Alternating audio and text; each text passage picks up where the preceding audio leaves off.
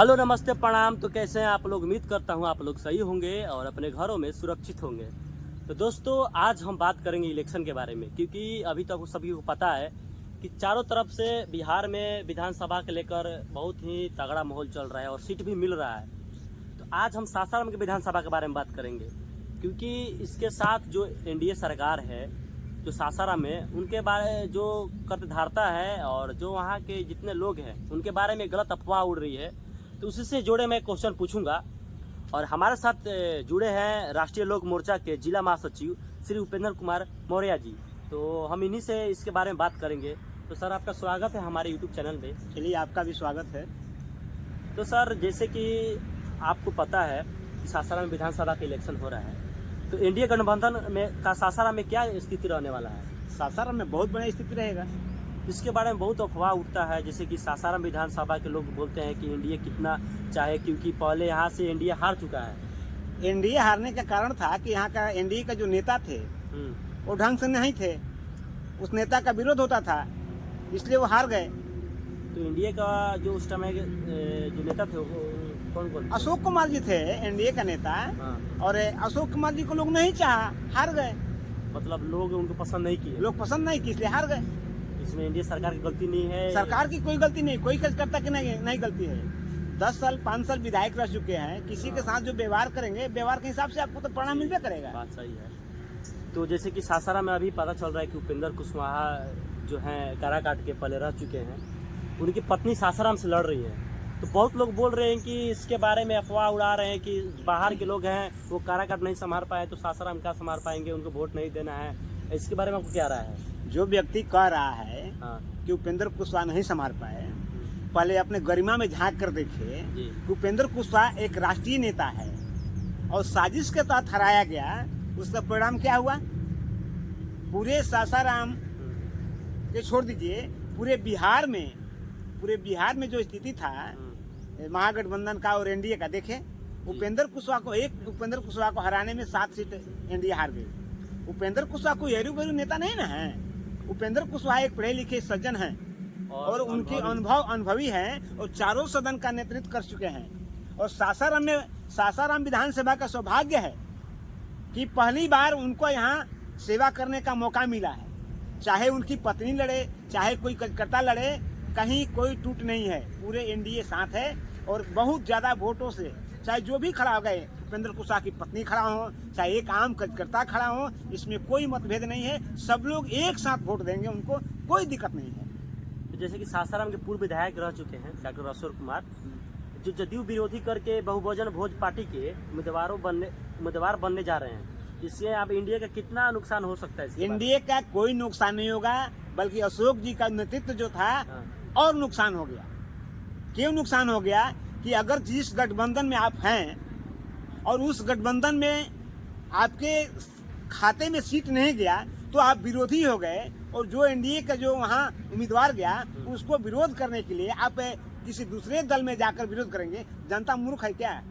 जनता सब समझती है क्या करना है। जो पहले भूल हुआ है अब भूल होने वाला नहीं है। चाहे अशोक जी कितना हूँ बलगलावे, कोई फर्क पड़ने वाला नहीं है। अशोक जी अपने चुनाव के बाद गिनती में अपना वोट गिनती करेंगे कि कितना वोट आएगा उनको। एनडीए से भी सामान गया, महागठबंधन से भी सामान चला गया, अब उनको कौन पूछता है? बहुजन समाज पार्टी में जाएंगे, पब्लिक का इमेज गिर गया है। ये अशोक जी को तो इस चीज को खुशी से स्वीकार करना चाहिए कि मेरे दल को टिकट नहीं मिला और आरएलएम को टिकट मिला, तो पूर्ण रूप से उनको सहयोग करना चाहिए। उनको इसमें टिकट पीड़ी करने की कोई जरूरत नहीं था। उपेंद्र कुशवाहा का विरोध तो उपेंद्र कुशवाहा कार्यकर्ता कर सकता था, क्योंकि यहाँ हम लोग सींचे हैं। हम लोग 2005 से उपेंद्र कुशवाहा के साथ निस्वार्थ मेहनत करते हैं और आज भी करते हैं। हम लोग को टिकट का कोई लालच नहीं है। एक एक कार्यकर्ता का दिल में हौसला है समाज के लिए। हम लोग समाज के लिए सेवा करते हैं, हम लोग टिकट की सेवा नहीं करते हैं। ये तो परख हो गया कि हम टिकट के लिए सेवा करते हैं, अगर हमको टिकट नहीं मिलेगा तो हम कोई राजनीति नहीं करेंगे। ये सब गलत बात है। किसी को गाली देना, किसी का भद्र व्यवहार करना, किसी के साथ में उल्टा पुल्टा बोलना, ये अपने आप को मानवताहीनता कहा जाएगा। अशोक भाई अगर सोचते होंगे कि हमने उपेंद्र कुशवाहा को विरोध करके और जातीय समीकरण को बना रहे हैं, समाज बुड़बक नहीं है। उपेंद्र कुशवाहा चाहे हारे चाहे जीते, लाखों लोग उनके पीछे दौड़ रहे हैं। अशोक सिंह के कितने लोग हैं? पहले हम भी देखते थे कि जैसे वो काराकाट से लड़ते थे तो उनका जितना चाहने वाले लोग थे इधर से भी जाकर सपोर्ट करते थे काराकाट में। पूरे बिहार के लोग उपेंद्र कुशवाहा को support उपेंद्र कुशवाहा के नेता मानते हैं हम्म, और कुशवाहा समाज का एकलौता नेता हैं वो, जो अभी तक हारे या जीते खड़े हैं। जनता उनको पसंद करती है, पसंद करती है। क्योंकि वो बेईमान नेता नहीं है। सही बात किसी है। पर गलत इल्जाम लगा देंगे, गलत इल्जाम लगाने से कुछ होता नहीं है।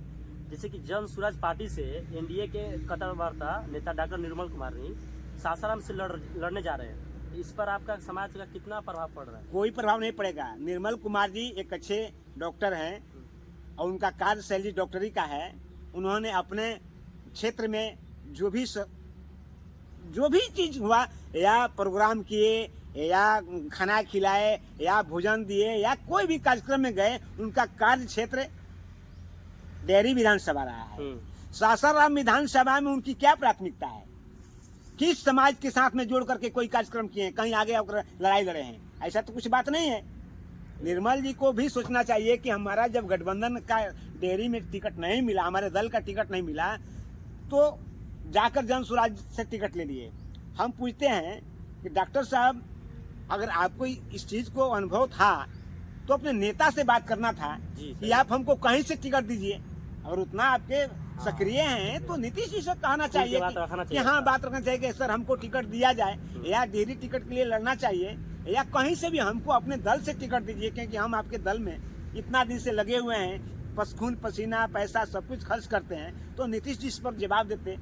अब नीतीश जी टिकट नहीं दिए तो चलो उपेंद्र कुशवाहा आरएलएम का नेता, वहाँ टिकट मिला है, कहीं नरम नहीं है, तो जा करके जहाँ उपेंद्र कुशवाहा का टिकट मिला वहाँ आपने उम्मीदवार कर दिए। अगर उनको करना था तो बीजेपी जिससे जहाँ मिलता है टिकट वहाँ जाकर करते तो पता चल जाता है। या जदयू में टिकट जिनको मिला है, जदयू के सीट पर जाकर विरोध करते तो नीतीश कुमार पर प्रभाव पड़ता। उपेंद्र कुशवाहा पर कोई प्रभाव पड़ने वाला नहीं है। न उपेंद्र कुशवाहा के आप हमदर्दी दिखाने वाले हैं, ऐसा कुछ नहीं होने वाला है। जैसे कि पिछले जो 5 साल हम देखते हैं विधानसभा के लिए सासाराम के राजेश कुमार गुप्ता जी थे, और क्या लगता है कि अगर उपेंद्र कुशवाहा जी का यहाँ पर सीट बना और यहाँ पर उनका पार्टी बना, तो क्या लगता है कि 5 साल में ऐसा क्या वो काम करेंगे जो सासाराम को जरूरत है? अब क्या लगता है सासाराम में और क्या 5 साल? उपेंद्र कुशवाहा जी एक राष्ट्रीय नेता है और पार्टी चलाने के लिए अपना भी एक बेस जरूरी है। रोहतास जिला उनकी कर्म भूमि है, जन्म भूमि भले कहीं का हो, लेकिन उनकी राजनीति जो है रोहतास से शुरू होती है। और रोहतास के लिए वो सब कुछ करने के लिए तैयार हैं।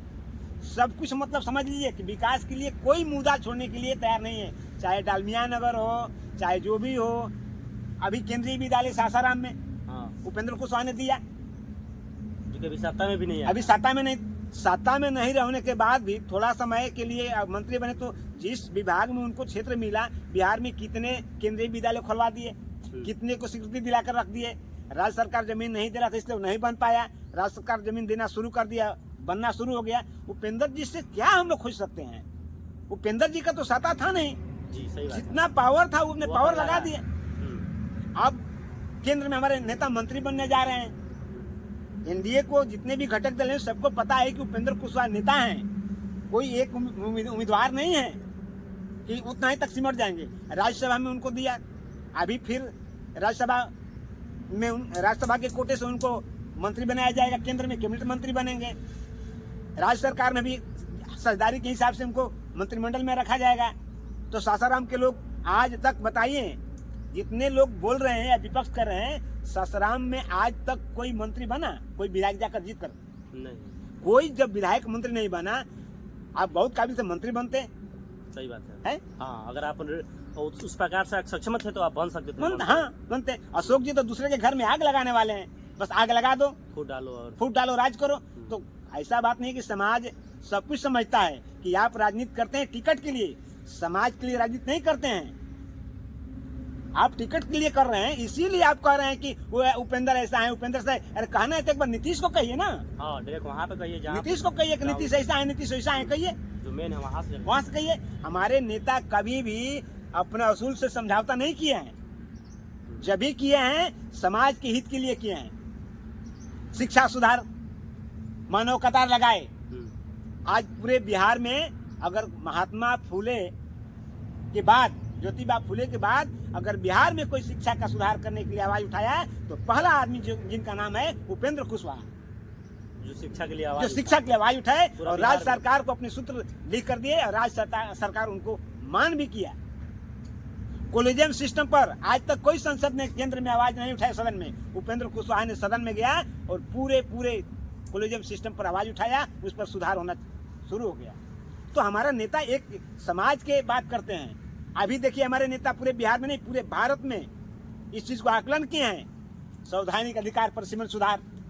अब बताइए, दक्षिणी भारत में 22-23 लाख पर एक संसद बनते हैं और उत्तरी भारत में 32-33 लाख पर हैं। हमारे नेता ने आकलन किया और इसको आंदोलन किया और गांव-गांव में जाकर के प्रचार हो रहा है, सम्मेलन कर रहे हैं कि शिक्षा सुधार, मानव कतार जिस तरह हुआ, परसीमन सुधार, संवैधानिक अधिकार पर सीमन सुधार जो स्थिति है, हमारे किसी भी दल के लोग हैं इनकी सपोर्ट कर रहे हैं। इसमें कोई शक नहीं है, एनडीए पूर्ण बहुमत से जीतेगी, इसमें किसी का रुकने का ताकत नहीं है। तो दोस्तों यह रहा कुछ खास जानकारी। जैसे कि मैं आपको बता दूं कि जो विधानसभा के इलेक्शन हो रहा है सासाराम में, आप किसी भी अफवाह के चक्कर में ना पड़े। अगर आपको जिन पे लगता है कि यह सरकार आएगी और हमको आगे चल के रोजगार और भी चीज़ देगी तो आप उन्हीं को वोट दें। और अगर आप, सबसे बड़ा है कि आपका पसंद किन पे है और किसी के अफवाह में ना रहें। तो आज का वीडियो यहीं पर हम ख़त्म करते हैं। मिलेंगे ऐसे ही और भी वीडियो के साथ। तब तक के लिए जय हिंद, जय भारत। कितना